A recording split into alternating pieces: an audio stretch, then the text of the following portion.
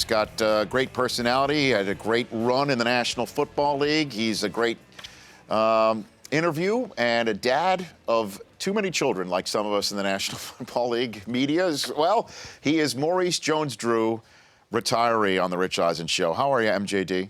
I'm doing great, Rich. How are you? How many kids do you have now? I have three, You have and then since I came home, I have my nephew staying with me as well. So, oh my gosh!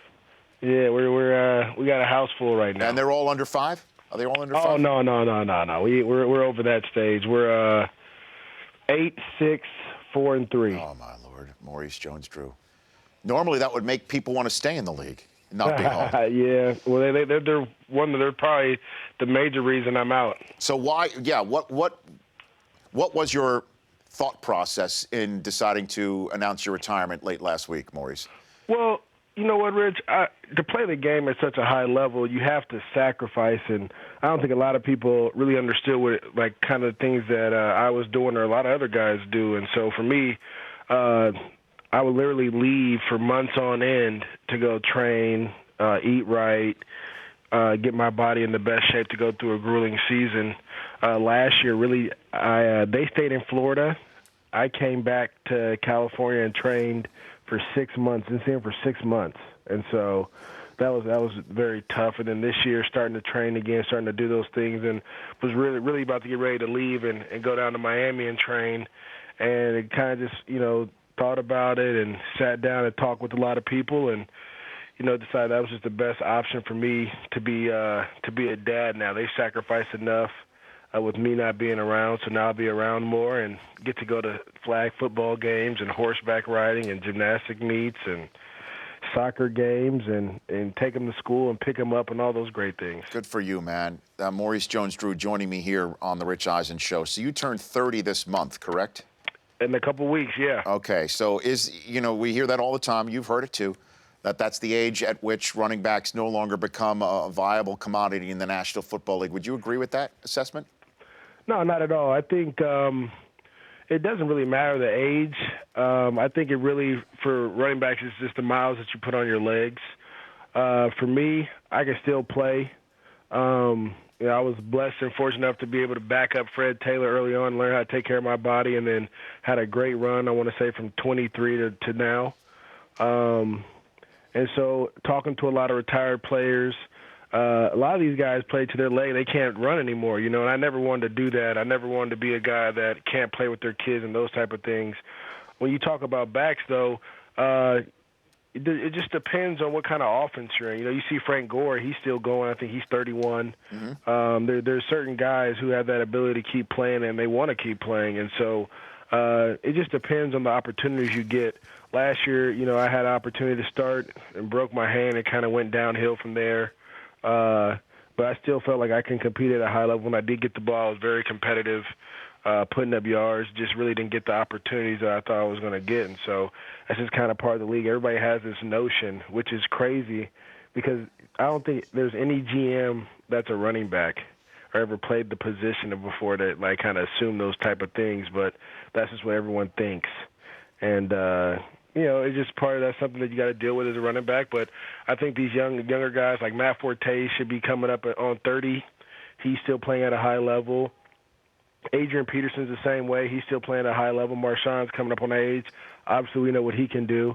Justin Forsett, after being in the friend zone for a while, gets a chance to show what he can do, and he just explodes.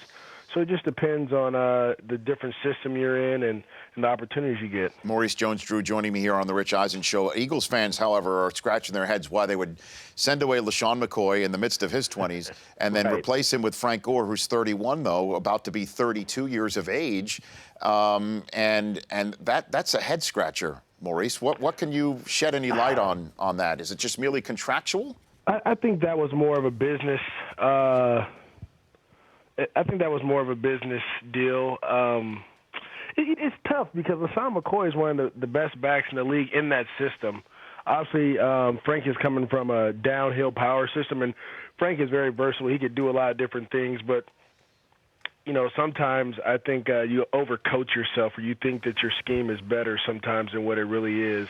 And at the end of the day, this league is about players, and that's how you win championships. You find the best players, and you go out there and you play well. When I saw that trade, I was kind of it really didn't matter. It was just like you rarely see a trade of a running back for a linebacker straight up. Yeah. That kind of got me a little bit.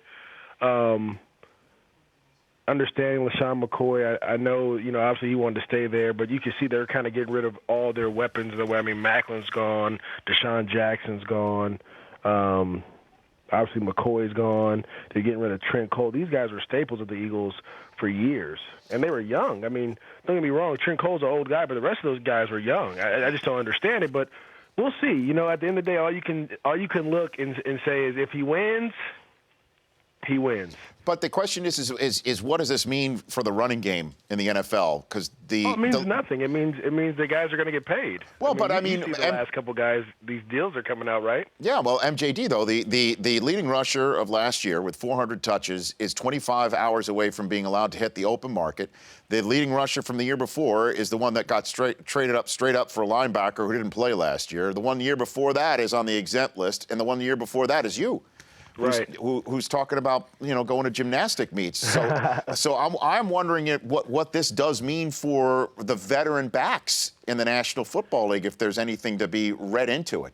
Well, I think you can read into it, and a lot of people think that running backs are expendable. That's one. But because of what colleges have done with this spread offense, not teaching running backs anything, you'll see these guys like a Marshawn Lynch. Seattle's very smart. They understand that the backs coming out in this draft, yeah, they may be talented, but they don't bring the same tenacity of the backs from when we were in college where everyone was running a pro-style offense. They knew protections. They knew how to get the tough 1 yard. Obviously, Seattle knows, more than anybody about that tough 1 yard that they should have gotten. So when you look at it, that's why they paid Marshawn. And I think a lot of teams, this game goes in phases. So they try to phase out certain positions, and then they come back.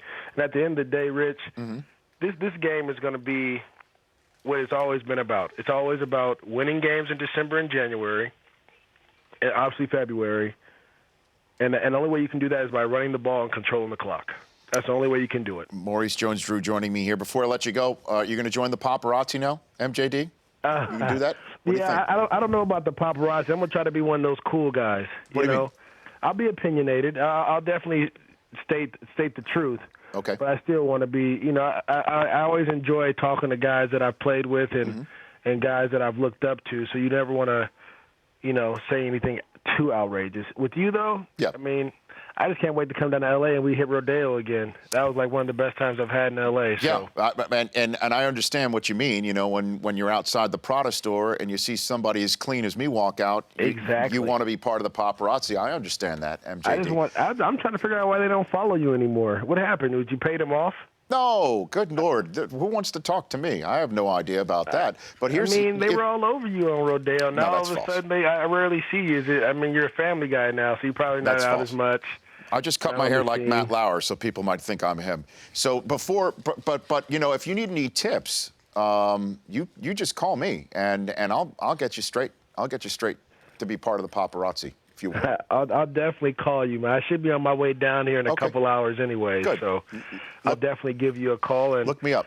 I appreciate it. And tell if you ever get a chance to talk to these GMs, you tell them the most important player on the field, besides a running back, is an offensive lineman.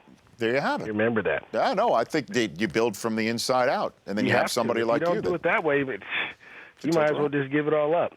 You fly safe, MJD, and I'll see you when you come down here.